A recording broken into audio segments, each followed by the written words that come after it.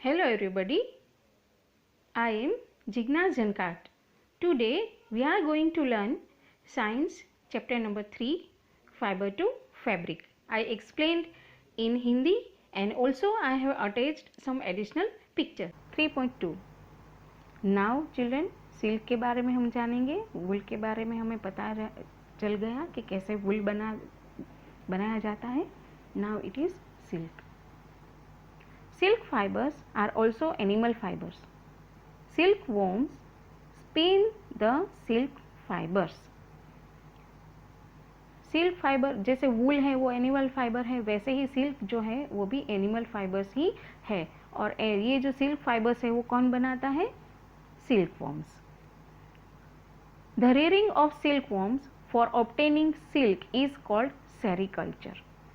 तो जो specially silk production के लिए बहुत सारे सिल्क वॉर्म्स को ग्रो किया जाता है, उनको देखभाल उनकी की जाती है. So this process is called sericulture. Find out from your mother and grand mother the kind of silk saris they have. List the kinds of silk. So children, so many kinds of silk is available and various kind of silk sarees are also available. So you can ask your mother or aunt for this. Before we discuss the process of obtaining silk, it is necessary to know the interesting life history of the silk moth. अब silk moth जो है वो क्या है, उसकी life span क्या है, life history क्या है, कैसे उसमें से सिल्क फाइबर हमें मिलता है, that it is described over here. Children, let us see. Life history of silk moth.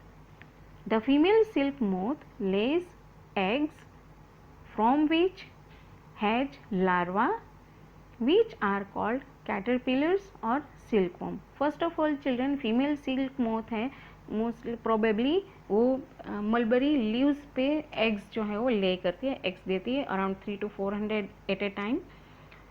Then जब फेवरेबल कंडीशन मिलती है कुछ दिनों के बाद, दे विल हैच.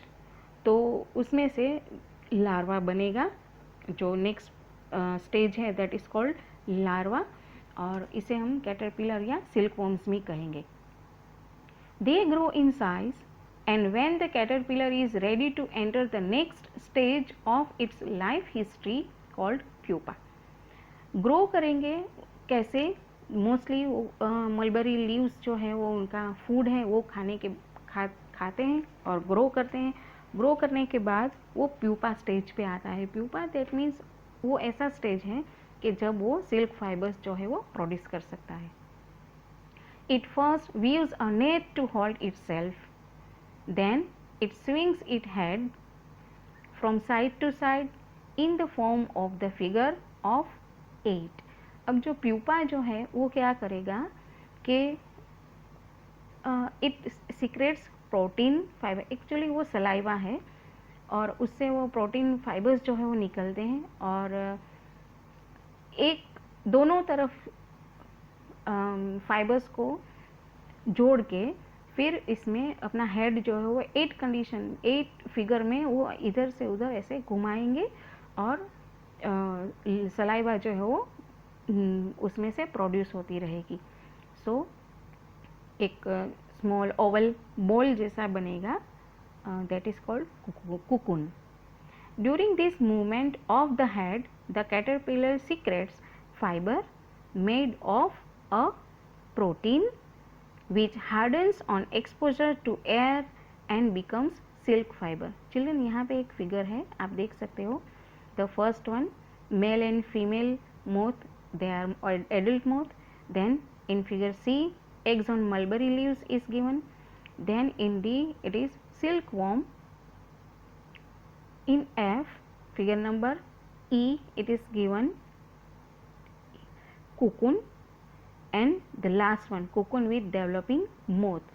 cocoon जो है, silkworm जो है वो cocoon को वीव करेगा, बनाएगा, और उसमें ही उसका डेवलपमेंट होगा जो बनेगा moth, adult moth.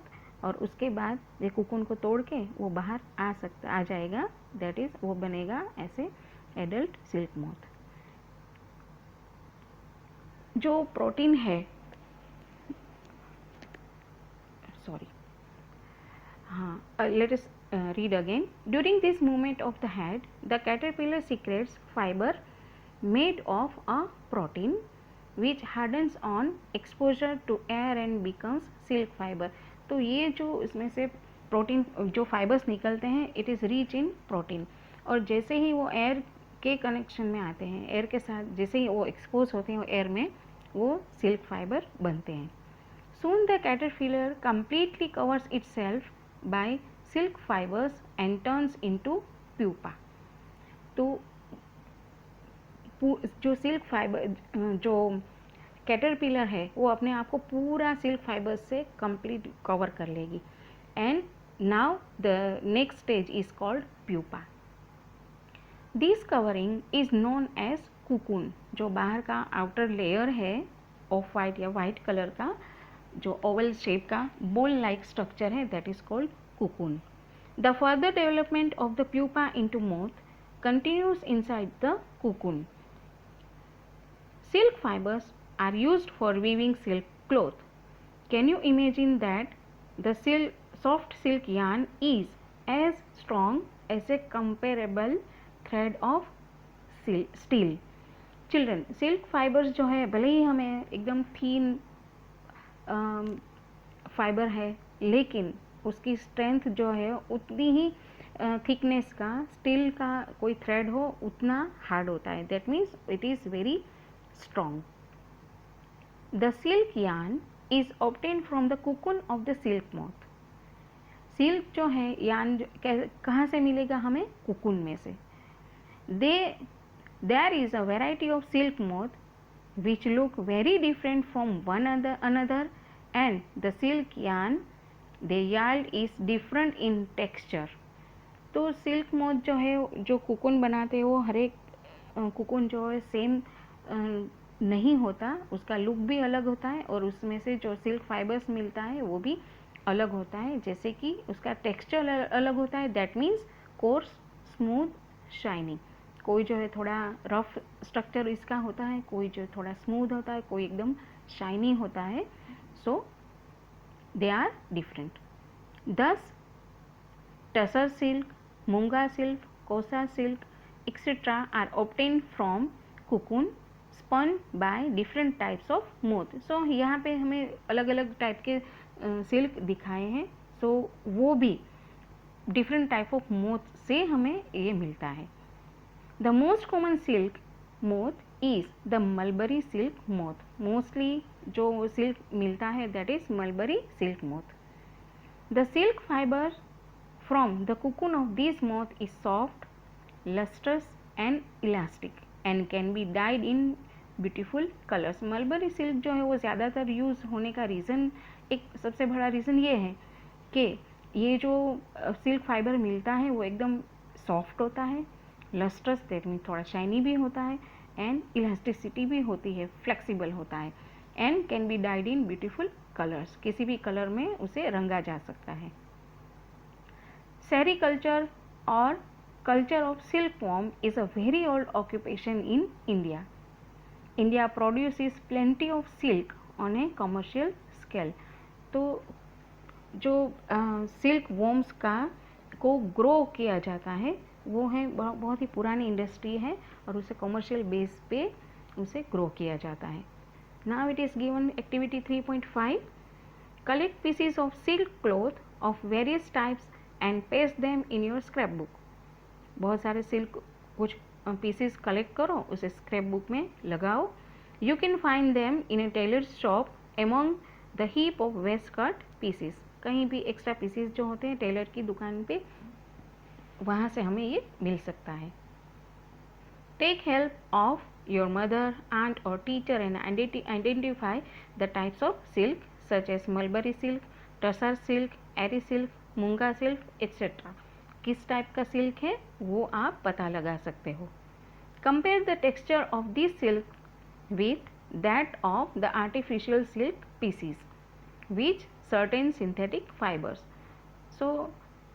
Which contain synthetic fibers. So synthetic fibers से जो बनता है सिल्क, उसके साथ इस सिल्क को हम कंपेयर कर सकते हैं. Try and collect pictures of different moths whose caterpillars provide the various types of silk. तो different type of moth को भी हम पता लगा सकते हैं कि कौन कौन से है. Now here it is given activity 3.6. Take an artificial silk thread and a pure silk thread. Burn these threads carefully. Did you notice any difference in the smell while burning? हमको क्या करना है, सबसे पहले एक आर्टिफिशियल सिल्क को लेना है और एक प्योर सिल्क थ्रेड को लेना है, दोनों को बर्न आउट करना है. अब इन दोनों की स्मेल आपको क्या थोड़ी सी अलग लगी, ये आपको नोटिस करना है. Now burn a woollen fibre carefully. Did it smell like burning of artificial silk or that of pure silk? Can you explain why? Children, यहाँ पे मैं आपको एक बात बताऊँ, जो आर्टिफिशियल सिल्क है उसे जब हम बर्न करेंगे तो वो केमिकली मेड है, तो उसमें से एक प्लास्टिक जैसा बोल लाइक स्ट्रक्चर बनेगा जब हम उसे बर्न करेंगे, और तो केमिकल जैसी कोई स्मेल हमें आएगी. बट सिल्क फाइबर्स है, it is made up of protein. तो और वूल जो है that is also it is made up of hair. So hair में भी प्रोटीन होता है, तो उन दोनों को जब जलाएंगे तो ऑलमोस्ट दोनों की स्मेल जो है वो हमें सेम आएगी. जो प्योर सिल्क है और वुलन फाइबर है, दोनों की स्मेल जो है वो हमें सेम लगेगी.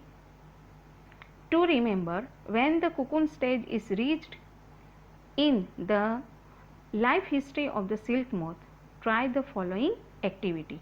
अब एक और एक्टिविटी हमें दी है, चलो फोटोकॉपी फिगर नंबर 3.9. सबसे पहले हम देखें कि 3.9 में हमें कौन सा पिक्चर दिया है. ये रहा, ये life history of silk moth. ये सारे जो पिक्चर्स है सिल्क मोम के लाइफ हिस्ट्री है. इसे हमें पहले तो फोटोकॉपी करना है, इसका जेरोक्स करवाओ and paste them on pieces of cardboard और chart paper. Jumble them. Now try and arrange the stages in the correct sequence in a cyclic form. Whoever does it faster wins. अब आप ये आपके friends के साथ ये game खेल सकते हो कि ये सारे जो पिक्चर्स है वो अलग अलग कार्डबोर्ड पे चिपकाएं, फिर उसे जंबल करें और उसे करेक्ट सीक्वेंस में वापस लगाएं. You may also describe the life history in your own words. Write it down in your scrapbook. जो सिल्क मोथ की लाइफ हिस्ट्री है उसके बारे में आप अपने वर्ड्स में लिख सकते हो. Now children, from cocoon to silk. अब कुकुन कैसे बना ये तो हमने देख लिया, लेकिन कुकुन से सिल्क कैसे बनेगा, सिल्क फाइबर्स हमें कैसे मिलेंगे, let us see. For obtaining silk, moths are reared and their cocoons are collected to get silk thread. जैसे मैंने आपको पहले बताया कि सिल्क मोथ जो है उसको ग्रो किया जाता है, फिर जैसे उनके कुकुन बनते हैं उसे कलेक्ट किया जाता है और उसमें से सिल्क थ्रेड मिलते हैं.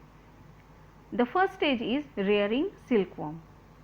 A female silk moth lays hundreds of eggs at a time. Here it is given. The eggs are stored carefully on strips of cloth or paper and sold to silkworm farmers. अब ये जो सारे eggs हैं उसे carefully collect करके जो silk worm farmers मतलब silk worm को ग्रो करते हैं उसे दिया जाता है या सोल्ड किया बेचा जाता है. The farmers keep eggs under hygienic conditions and under suitable conditions of temperature and humidity. अब ये जो एग्स हैं उसे केयरफुली उनके लिए जो सुटेबल वेदर है, टेम्परेचर है, ऐसी कंडीशन में उनको रखा जाता है so that the eggs can hatch. The eggs are warmed to a suitable temperature for the larva to hatch from eggs. This is done when the mulberry trees bear a fresh crop of leaves. Here it is given in 3.10b, that is mulberry leaves पे जब fresh खाने लायक सुंदर से leaves आने लगे तब उसे ये जो सिल्क वॉर्म्स है एग्स हैं वो हैच करेंगे. The larva called caterpillars or silkworm eat day and night and increase enormously in size. Children, ये जो silkworm है या लार्वा जिसे हम कहेंगे या कैटरपिलर कहेंगे, वो सिल्क मलबरी लीव्स पे फीड करती है. मतलब वो मलबरी लीव्स जो है वो दिन और रात खाए जाती है और बहुत ही बड़ी उसकी साइज जो हो जाती है. The larva are kept in clean bamboo trays. अब जो ये लार्वा है उसे बाम्बू ट्रे में रखा जाता है. वहाँ इसलिए रखा जाता है कि उनको कुकुन जो है वो उसे व्यू करने के लिए सूटेबल ऐसा स्ट्रक्चर मिले. मतलब ऐसे कोई एक स्पेशल प्लेस हो कि जहाँ पे वो कुकुन बना सके. The larva are kept in clean bamboo trays along with freshly chopped mulberry leaves. उसे खाने के लिए फिर से मलबरी लीव्स उसमें डाले जाते हैं. After 25 to 30 days, the caterpillars stop eating and move to a tiny chamber of a bamboo in the tray to spin cocoons. अब इसके लिए cocoons बनाने के लिए उसमें छोटे छोटे चैम्बर्स भी बनाए जाते हैं कि जिसमें वो कैटरपिलर है वो उसमें मूव कर सके और वहाँ पे वो कुकुन को स्पिन कर सके. स्मॉल रैक्स और twigs may be provided in the trays to which cocoons get attached. The caterpillar or silkworm spins the cocoon inside which develops the silk moth. अब जो है कुकुन जैसे हमने आगे देखा कि वो एज शेप में वो कंटिन्यूसली घूमती रहती है और वो सीक्रेट्स करती है प्रोटीन फाइबर्स को, और जब वो पूरा कवर हो जाती है तब अंदर वही कैटरपिलर जो है वो डेवलप होती है सिल्क मोथ में. Now the next stage is processing silk. A pile of cocoon is used for obtaining silk fibres. Cocoon में से हमें सिल्क फाइबर्स मिलता है. The cocoons are kept under the sun और बॉइल्ड और एक्सपोज टू स्टीम. अब cocoon जो एक और बात मैं आपको बताऊं कि अगर मोथ जो है वो डेवलप हो गया और कुकुन को तोड़ के अगर वो बाहर निकलेगा तो जो सिल्क थ्रेड है वो सिंगल थ्रेड नहीं मिलेगा, वो टूट जाएंगे. ऐसा ना हो इसलिए सिल्क मोथ को जो है वो कुकुन से बाहर निकलने दिया जाता नहीं, लेकिन उसे या तो केप्ट अंडर द सन मतलब सन के नीचे धूप में रखा जाता है या उसे बॉईल किया जाता है. बहुत बड़े टैंक में पानी जो होता है उसमें अंदर डाला जाता है या उसे स्टीम में रखा जाता है. The silk fibres separate out. जैसे ही ये सब होता है सिल्क फाइबर्स जो है वो अंदर से अलग होना शुरू हो जाता है.